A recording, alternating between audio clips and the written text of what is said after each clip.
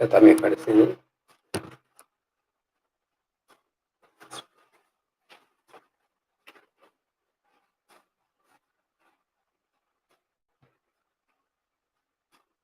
Ok?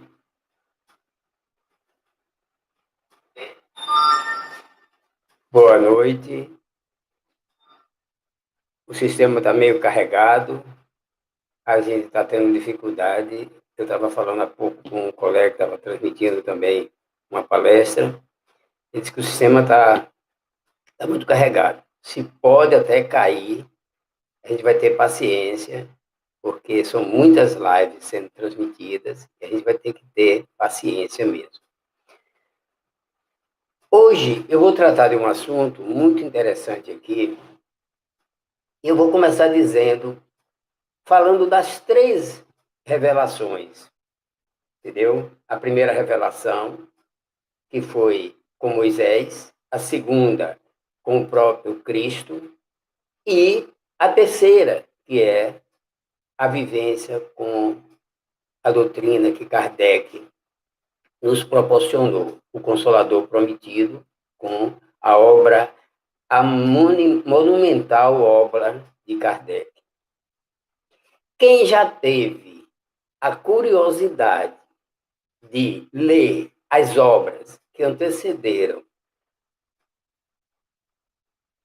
a vinda do Cristo para a Terra e a codificação de Kardec, vai encontrar, inclusive, passagens muito especiais da infância do processo até os momentos atuais.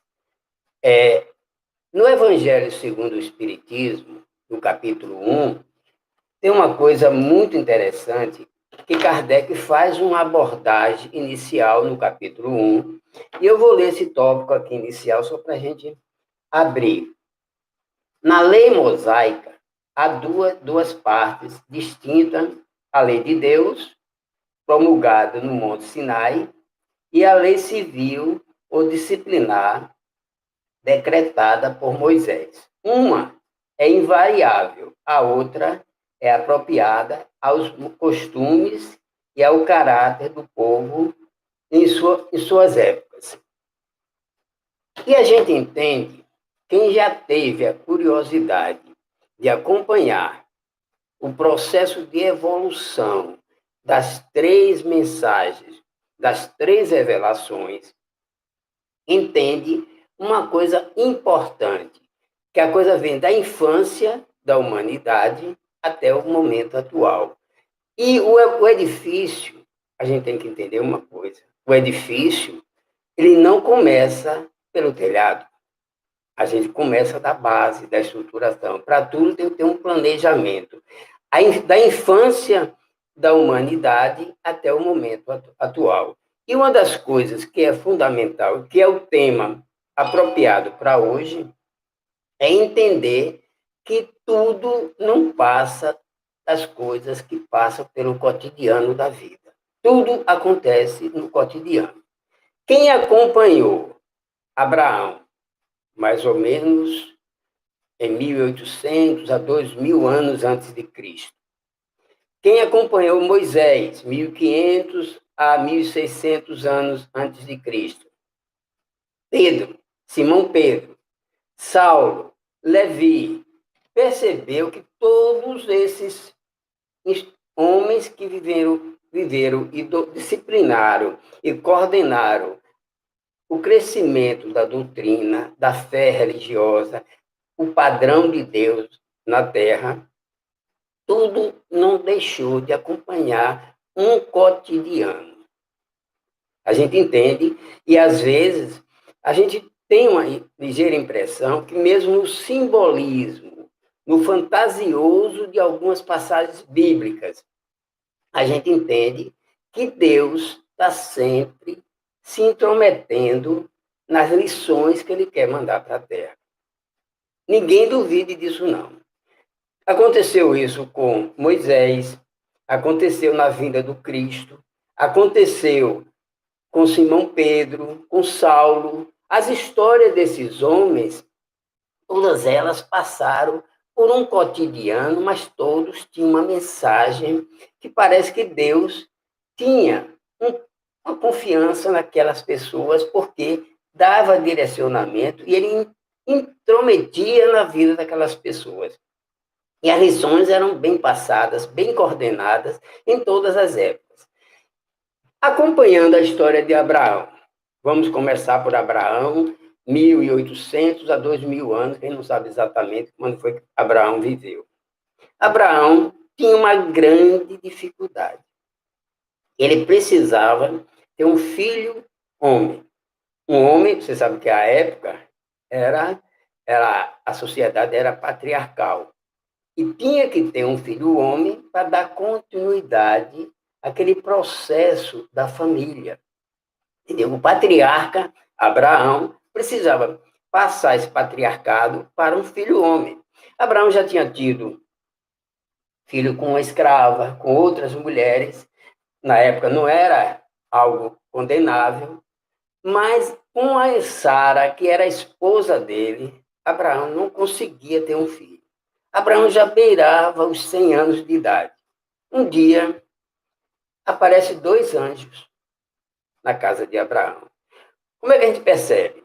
Chegaram 2 anjos numa nuvem branca, de asas, pousaram sobre a casa de Abraão. Foi assim? Não.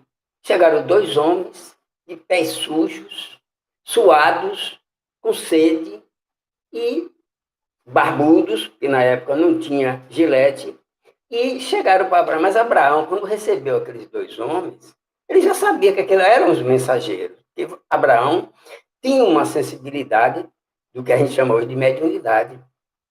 Ele sabia, tinha uma visão antecipada das coisas. Era um homem de altas conexões. E ele sabia que ali tinha 2 anjos. E aqueles 2 homens, aqueles 2 anjos, 2 mensageiros, chegaram e começaram a conversar com Abraão. Notou que Abraão estava triste, desmotivado. Ele, o que é que você tem? Ele, cheguei à idade e não tive o filho que eu deveria ter. Estou muito preocupado e não sei, estou aqui meio desconfortável. Aí os anjos disse, você vai ter um filho. Ele não desacreditou, mas ele sabia que eram mensageiros, ele não desacreditou, mas também não levou muita fé. Já tenho a idade, aí na época não existia ainda a inseminação artificial. Aí Abraão ficou preocupado com aquela mensagem que acabava de receber. Mas as mulheres, elas são espontâneas. E Sara estava ouvindo a conversa escondida. As mulheres são muito espontâneas. E nesse momento, Sara deu uma tremenda gargalhada. Como? Aí o anjo perguntou, por que você está rindo? Eu disse assim, não sei. Olhou para ela, olhou para Abraão, viu que o quadro não era, não vamos entrar nesses detalhes aqui, mas ela, Sara, deu uma tremenda gargalhada na frente dos anjos. Ele disse, olha, você vai ser mãe. Você veja como Deus escreve na sutileza. Ele não precisou que Abraão se recolhesse numa montanha, passasse 40 dias, passasse 1 ano, 6 meses meditando, que viesse um anjo de luz, descesse e trouxesse uma mensagem para Abraão. Não, foi no cotidiano da vida de Abraão, porque aqueles homens chegaram de pés sujos, suados, e Abraão simplesmente fez o acolhimento, ofereceu uma água fresca para eles banharem os pés, que isso era muito comum, e quando as pessoas chegavam do deserto com os pés cansados, sujos, maltratados, que recebiam a água fresca para banhar seus pés, naquela época era gostoso, até o perispírito da pessoa ficava refrescado. E Abraão sentiu que aqueles homens precisavam daquele conforto, deu acolhimento e aqueles homens se sentiram renovados. Mas essa mensagem que esses anjos traziam não queriam dizer que realmente era uma coisa excepcional, porque tudo é possível na vida de dois seres humanos. Não vinha, Deus estava escrevendo ali, estava colocando aquele homem, aquele varão na família de Abraão, porque era a necessidade da época e ninguém podia fugir desse padrão. Então, a gente entende que as coisas aconteciam no cotidiano. E aí o anjo diz: você, Sara, vai ter um filho. E esse menino vai se chamar Risada. Risada. Abraão tinha um filho o nome é Isaac. Isaac é risada. Então, aquele patriarca viria para o mundo com o nome de Risada. Porque Sara realmente, desacreditando, sorriu, não acreditou naqueles anjos. Então você vê, desculpe, uma história da humanidade, ela se repete. Vamos, já saindo de Abraão, vamos passar para o Cristo. A chegada do Cristo, como foi que Cristo chegou na Terra? Cristo chegou numa nave espacial, numa nuvem, também não. Cristo nasceu numa manjedoura e Cristo foi um ser simples, viveu na pobreza, na humildade, até os 30 anos de idade. Viveu na carpintaria com o pai e quando, segundo a Boa Nova, que é o livro que retrata muito bem, escrito por Chico Xavier, de Humberto de Campos, ele retrata esse quadro muito bem. Quando completa o período certo dele sair para a caminhada, Jesus fez apenas o cotidiano. Saiu, chegou em Jerusalém, sentou-se num banco da praça, ficou observando, em frente ao templo, ao famoso templo de Jerusalém, porque Jesus era um ser, dizem que era muito bonito, muito bem apresentável, aquele homem jovem que chegava de Nazaré chamou a atenção daqueles sacerdotes do templo.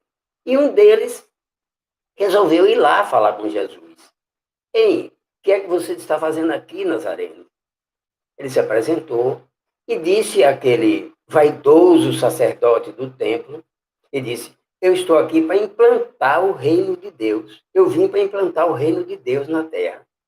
Aquele sacerdote muito vaidoso, muito espiritualizado, resolveu dar uma risada, riu da cara de Jesus. Aí Jesus percebeu que ali era muita vaidade, muita opulência, muita grandeza que tinha naquele templo, e disse: aqui não vai ser o meu trabalho, não vai começar por aqui. Aí ele andou até a Galileia, provavelmente chegou na Galileia, fundou um centro espírita e reuniu com aquele grupo do centro espírita. Foi assim? Claro que não. Jesus foi viver o cotidiano da Galileia. Andou junto ao lago de Genezaré, conheceu aqueles pescadores e foi arrebanhando aquelas pessoas no maior dos cotidianos. Quer dizer, ele não tirou ninguém, os pescadores continuaram sendo pescador, no mesmo cotidiano, entendeu? As pessoas continuaram fazendo, nas suas famílias, participando de tudo no contexto da família, no trabalho. Levi, que trabalhava na Receita Federal da época, continuou sendo cobrador de imposto. Então, a gente entende que nada fugia ao cotidiano, entendeu? E nesse cotidiano, o pescador continuou sendo pescador. E Jesus, que acordava cedo, ia no monte, orava, depois retornava e saía para pescar com os pescadores. Levi continuou cobrando imposto. O pescador continuou indo pescar. E uma das coisas interessantes é que a gente percebe que as coisas inusitadas não aconteciam. Não tinha aquela coisa de inusitado, de excepcional. A gente viu Jesus chegar e não teve aquele oba-oba. Vamos supor, já pensou se um dia a gente está lá em Nova Açores, aí alguém diz, olha, Jesus chegou aí. Oba, ele oba-oba, o que é que não ia acontecer? Vamos chamar ele para tomar um cafezinho lá no Irmã Terezinha, entendeu? Nada tinha de excepcionalidade. Se acontecesse dessa forma, a gente receberia da mesma forma que Pedro recebeu, que Saulo recebeu, que as mensagens foram recebidas no cotidiano da vida daquelas pessoas, entendeu? Por exemplo, Zaqueu.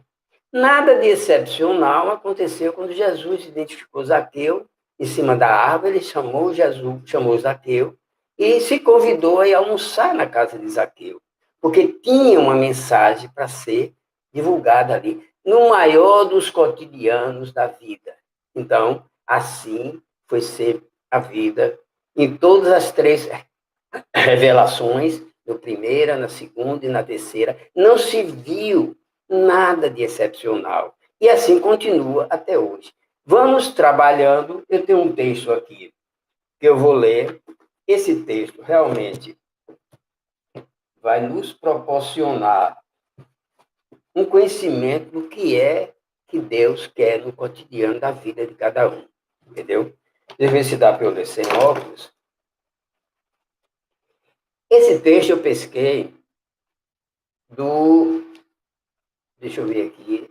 Foi do capítulo, não me lembro qual foi o capítulo que eu peguei isso aqui, mas Sede Perfeito.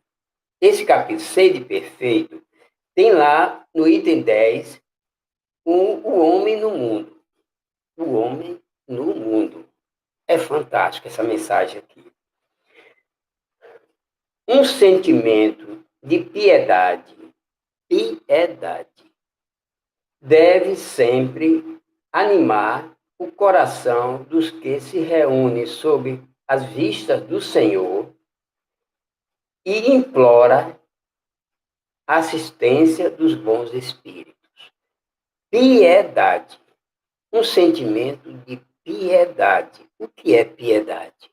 É um sentimento de grandeza, de, de respeitabilidade, de humildade.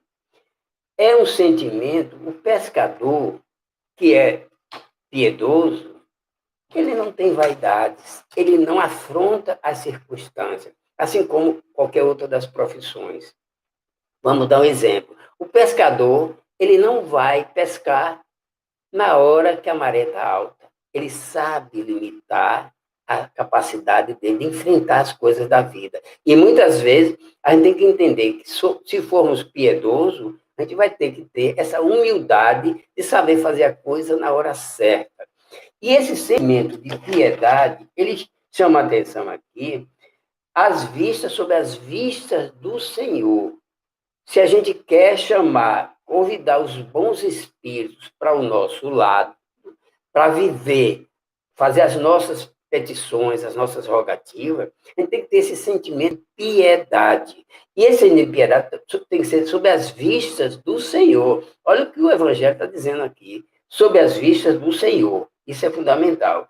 E nesse momento que ele assume essa postura de piedade, ele flui, ele evolui, ele alcança um patamar de paz interior, de harmonia, de serenidade. É isso que diz aqui o Evangelho. Está difícil para eu ler aqui. Purificai, essa palavra purificai, pois os nossos corações, não consintais que nele demore qualquer pensamento mundano ou fútil. Purificai. O que ele está dizendo aí? Tira o peso. Às vezes a gente está assim, a gente leva uma vida 17/12/1983. Alguém pergunta, fulano, você anda meio diferente comigo? Ele relata, 17/12/1983. Te pedi uma coisa e você não fez. 19/8/1999. é outra mágoa. E você continua sedimentando pitadas de mágoas no seu coração. E não entende que a vida não é feita, não se constrói com mágoa. O que foi que Jesus ensinou? Jesus ensinou perdão. E tudo que nós temos hoje em dia é construído essa mágoa em torno da gente. Não vamos vacilar. Quando sentarmos para orar, não vamos nos preocupar em estar relembrando coisas negativas da vida. Precisamos entender que o ser humano tem um hábito de burlar algumas coisas na vida, de negociar algumas coisas da vida. O mundo tem suas regras e a gente tem que entender que essas regras têm que ser cumpridas, entendeu? O pescador que sai para pescar, como eu citei aquele caso anteriormente, ele sabe das limitações dele, ele não vai enfrentar. E quando ele diz aqui, eu guardo mágoa, às vezes eu atendo pessoas que estão com o coração cheio de mágoas. E naquele momento que as pessoas fazem as revelações, que fazem aquele trabalho de enfrentamento, elas saem da minha frente, muitas delas perguntam assim, não tem um remédiozinho para mim, não? Quer dizer, o que é isso, gente? As pessoas estão vivendo um momento de não acreditar nas suas próprias capacidades. E esse sentimento de não acreditar em suas próprias forças é que afasta as pessoas do contexto religioso, dessa fé que está sendo pedida aqui no Evangelho de Jesus. Quantas pessoas já parou para ler essa mensagem? Vou continuar lendo aqui, que é muito importante.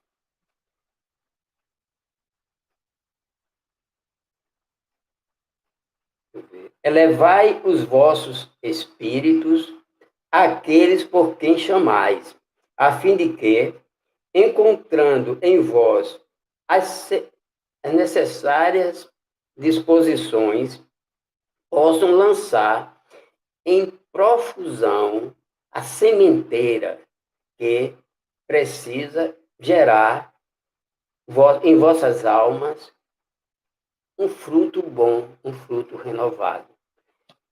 A oração é essa ferramenta de lançar semente em nossos corações. E a gente tem, muitas vezes, vacilado nesse contexto.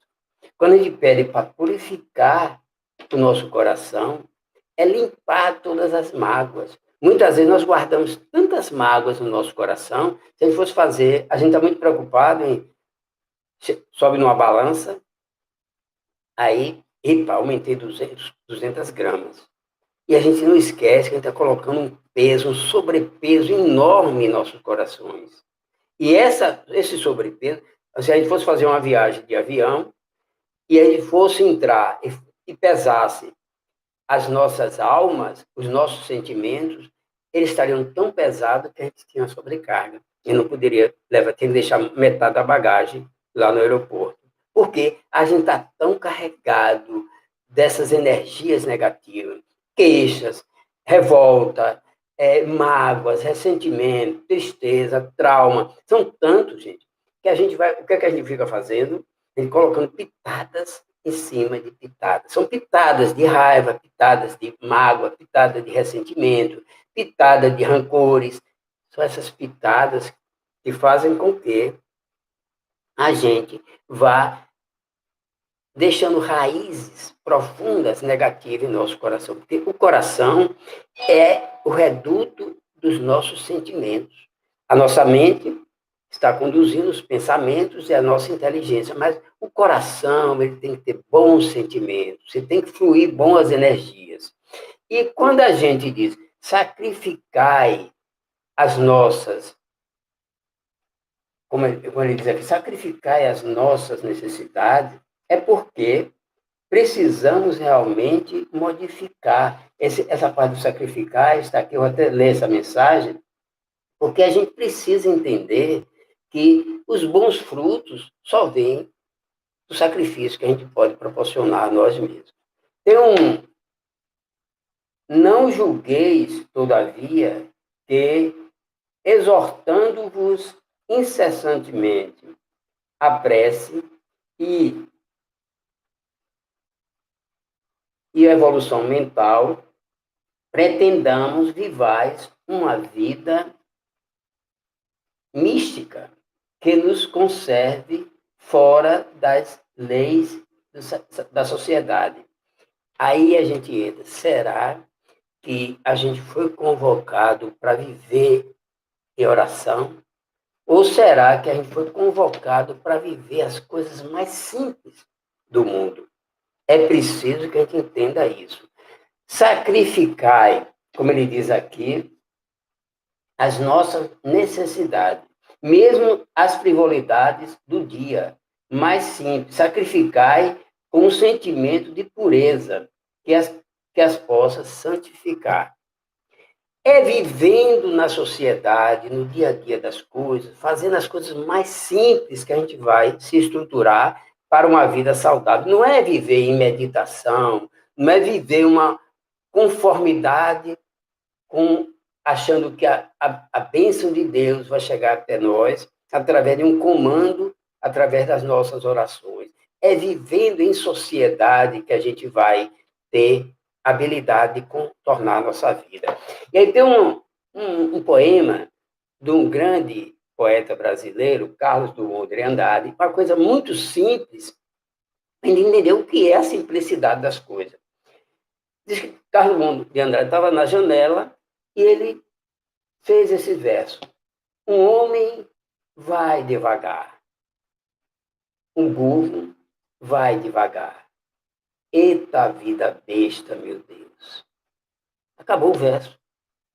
O que é isso? É as coisas bobas da vida que vão realmente... Aquele homem ali na janela, ele estava realmente observando a natureza. Ele não estava fazendo mal a ninguém, ele estava vivendo uma coisa simples da vida dele. O homem no mundo, é essa mensagem que a gente está trazendo aqui hoje. O homem no mundo, o que é o homem no mundo? As pessoas às vezes me perguntam assim, como é que medita? Como é que você pode me ensinar a meditar? Você sabe qual é a melhor opção para quem quer aprender a meditar?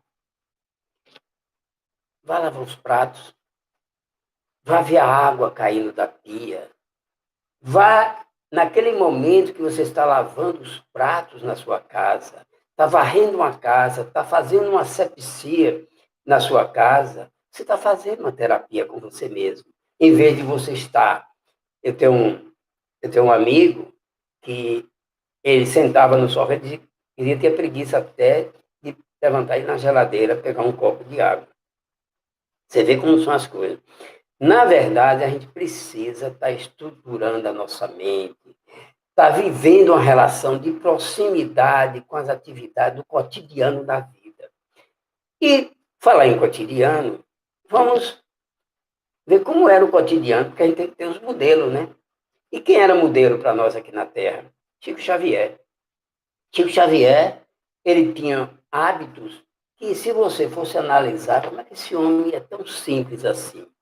Diz que Chico Xavier tem uma época, uma história que eu li sobre ele, que ele tinha um hábito todos os dias, ou quase todos os dias, que não era um homem muito desocupado, ele ia num barzinho que tinha na frente da casa dele. Pense num bar, ralé mesmo. Era um bar humilde, muito humilde mesmo. Ele ia tomar um cafezinho nesse bar. E aí, um dia, ele está tomando um cafezinho, tinha um bêbado já tomando o café da manhã dele também, que era uma cachaça, uma pinga.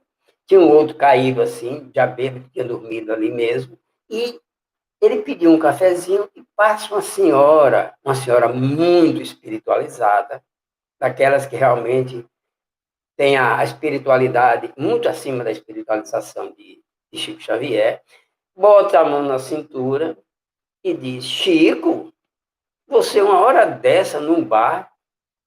Aí Chico vira para ela e diz, minha irmã, o espírita, quando entra num bar, vira lá.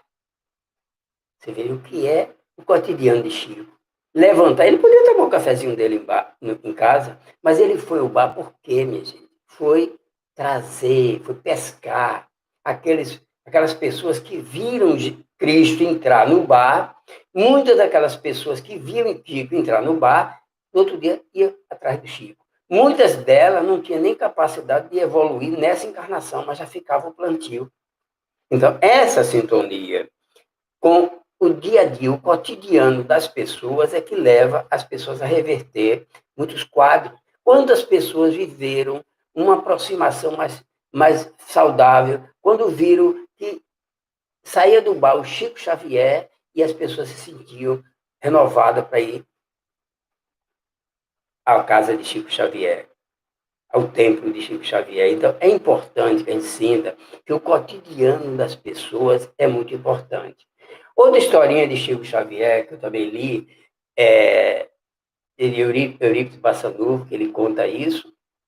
Ele diz o seguinte, que um dia estavam fazendo uma preparação para uma reunião mediúnica, sentaram no salão, iam fazer uma prece, tinham levado algumas pessoas que eram enfermas para fazer uma prece ali, para depois eles entrarem e ir para a reunião mediúnica, levando o socorro para aquelas pessoas que estavam ali para serem tratadas.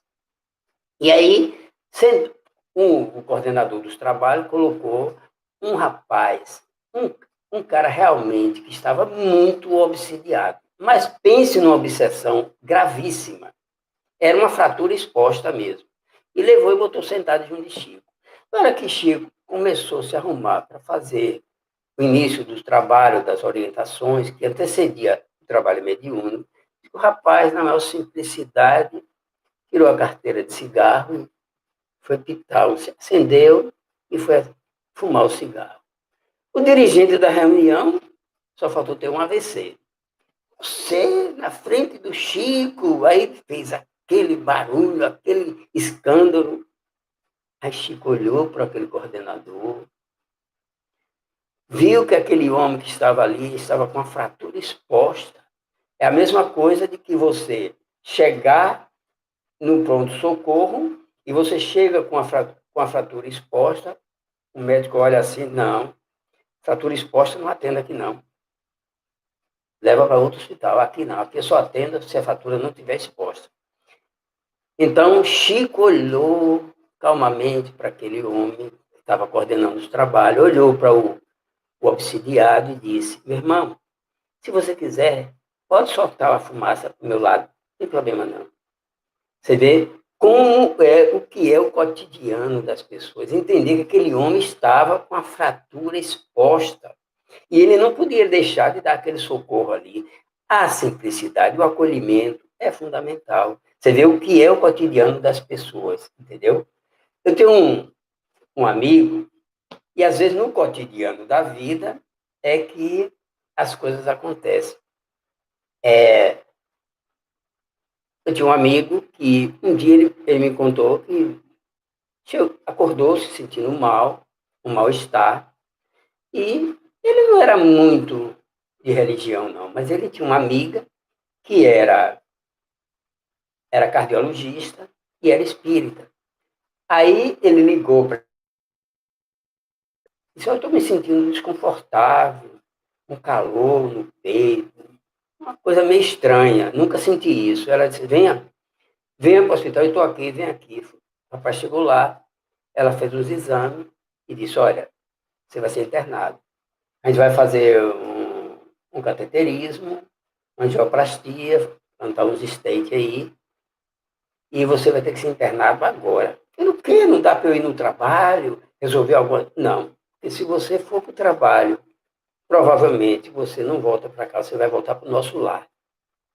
Você vê como são o cotidiano das pessoas, é você entender que é no cotidiano que vai acontecer as coisas mais importantes da vida das pessoas.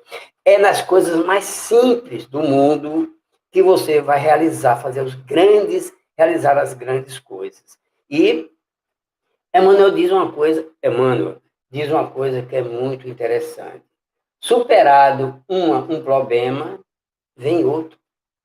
Aí, outra não é a função da encarnação. Superado um problema na vida da gente, vem outro. Aí a gente diz assim, poxa, Emmanuel está meio amargo. Não é não, gente. A encarnação aqui é um processo de escola. É nessa escola que a gente vem aprender a se renovar. Ou na escola, ou no hospital. Então, o que é que a gente prefere? Se tratar na escola, aceitando as coisas. Aqui você entende que não é um momento de luz, de aprendizado. Tem uma história também do Chico Xavier, que nos últimos momentos da vida de Chico, aquela história que alguém viu duas luzes entrando pela janela do apartamento onde Chico estava, todo mundo passou na televisão, isso foi uma coisa muito divulgada. Aí que perguntaram ao Chico, Chico, quem foi aquelas luzes? Ele disse, foi Emmanuel e minha mãe, que vieram me visitar. Provavelmente vieram me fazer uma visita, eu estou realmente muito fraco, eles vieram me fazer uma visita. E aí, alguém que estava próximo dele, já no final da vida dele mesmo, perguntei o que é que Emmanuel lhe disse. Ele disse para eu ter paciência.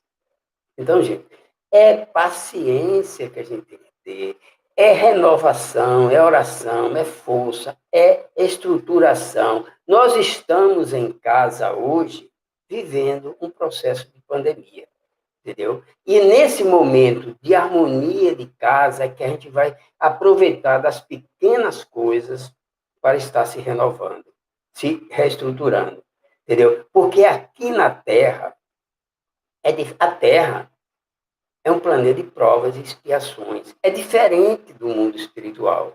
O mundo espiritual é um mundo seletivo, onde as pessoas que estão no andar de cima, vamos dar um exemplo, quem está em nosso lar não só desce para as zonas inferiores, para o andar de baixo, se for em atividade fazer um trabalho. E quem está no andar de baixo não vai para nosso lar, não tem acesso ao nosso lar. Então, aqui na Terra é diferente. Convive pessoas de vários níveis. Está de todos, está do ladrão, do assassino, do criminoso, do vaidoso, do arrogante. Está todo mundo no mesmo contexto, vivendo numa mesma sociedade. É por isso que a gente tem que viver aqui e viver em harmonia, dando apoio. Nós discutimos outro dia isso no estudo, e a gente diz assim, a gente está aqui para atender.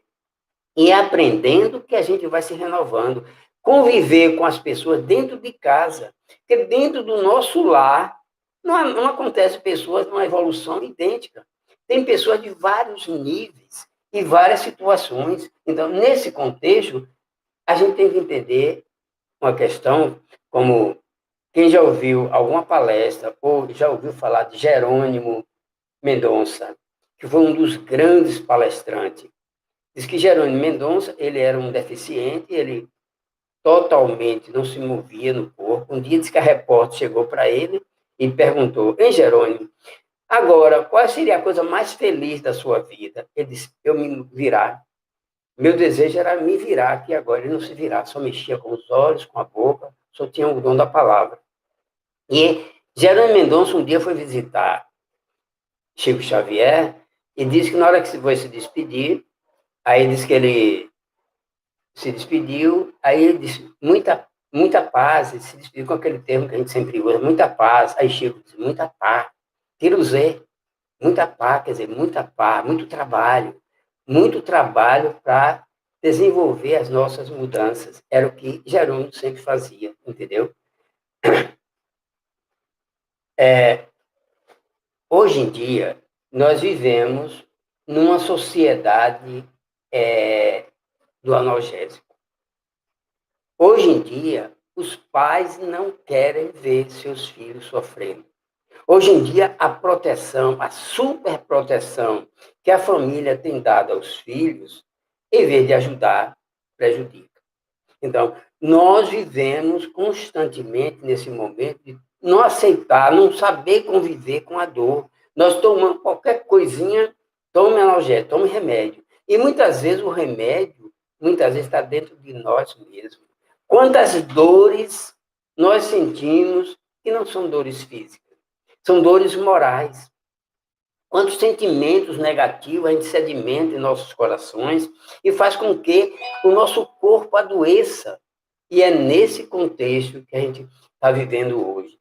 É o momento às vezes as pessoas vão me procurar e me pedem um remédiozinho, termina a terapia, como eu já disse aqui, tem um remédiozinho não, quer dizer, não confia no que está fazendo. Então, os cuidados com os filhos em excesso têm gerado uma complicação no campo do suicídio. Quantas crianças super protegidas hoje em dia, quando acontece na, na idade jovem, elas terminam um namoro, briga com o namorado, briga com a namorada, o que é que acontece? Comete o suicídio. Então, o suicídio hoje em dia é uma válvula de escape para socorrer aqueles que não souberam, não foram bem criados. Então, vamos ter estrutura, vamos educar nossos filhos, vamos amar, mas amar dando limites, dando orientação, não protegendo de tudo, deixa eles viverem uma relação consoladora, entendeu? Por exemplo, a gente entende que a mensagem do Cristo é consoladora. Mas é uma mensagem consoladora para não deixar no apogeu, para não deixar que a gente sofra por nada. Não.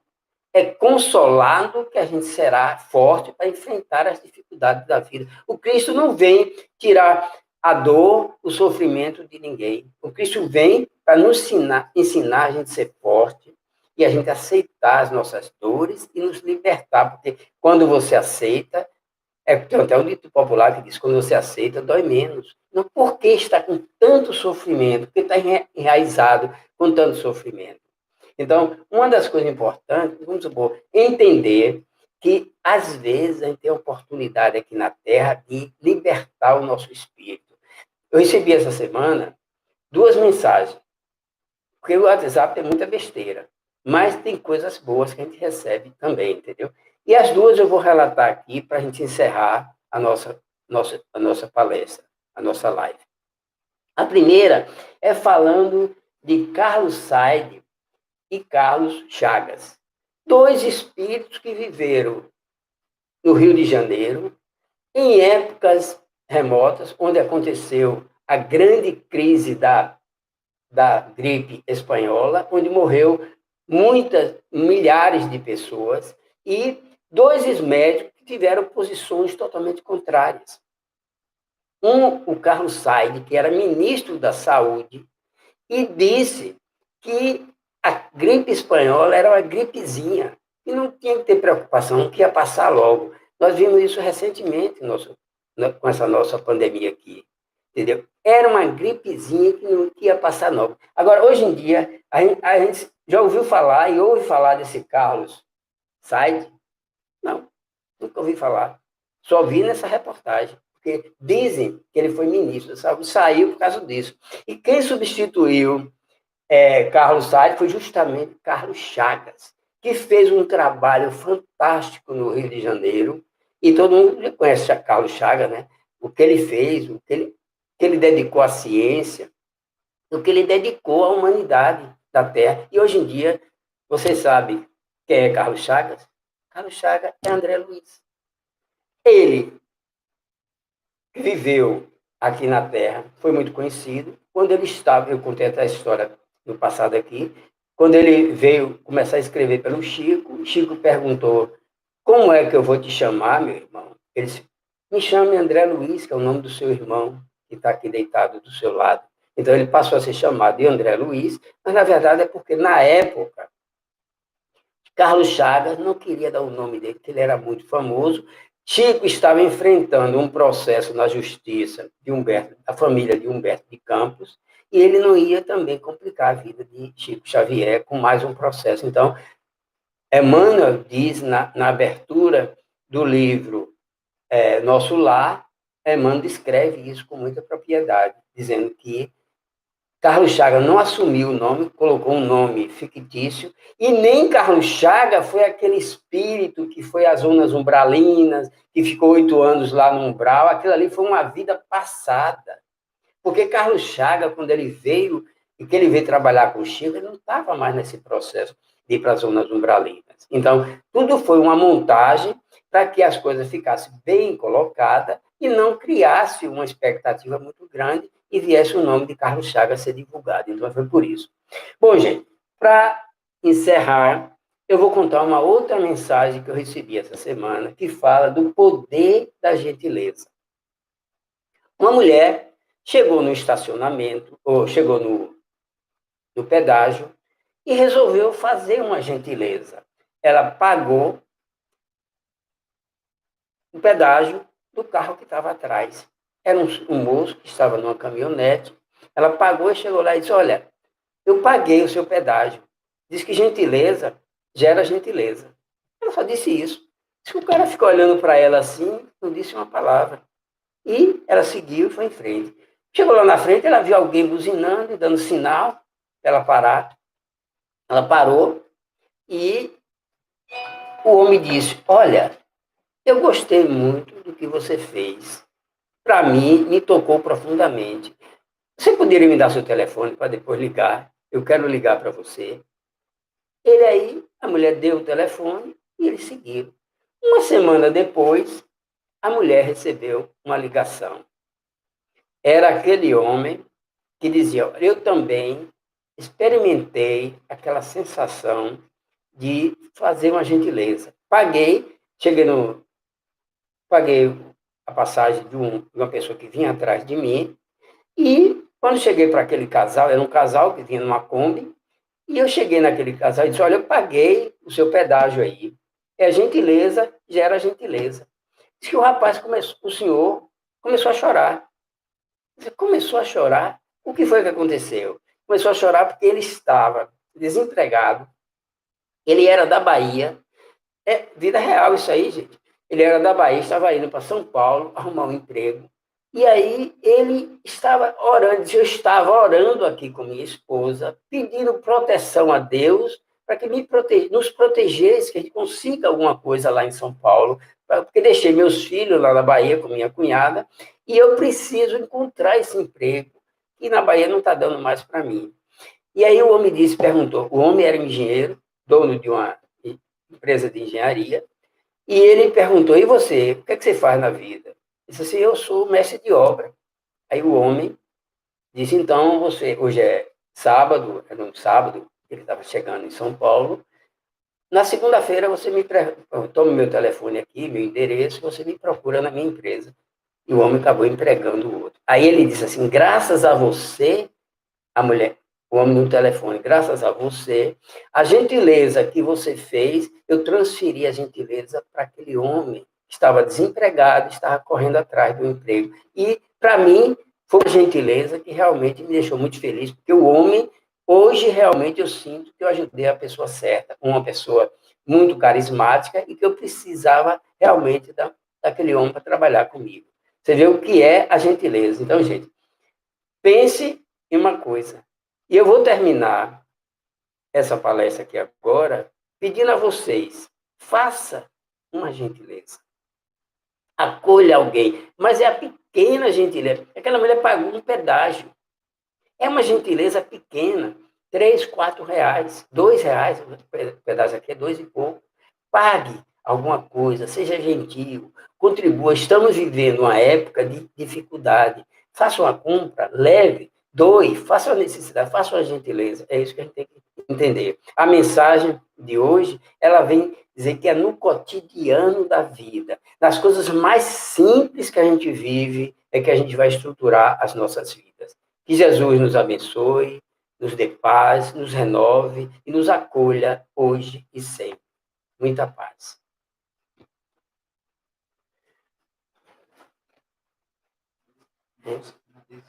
Ok? Eu que quer pensar?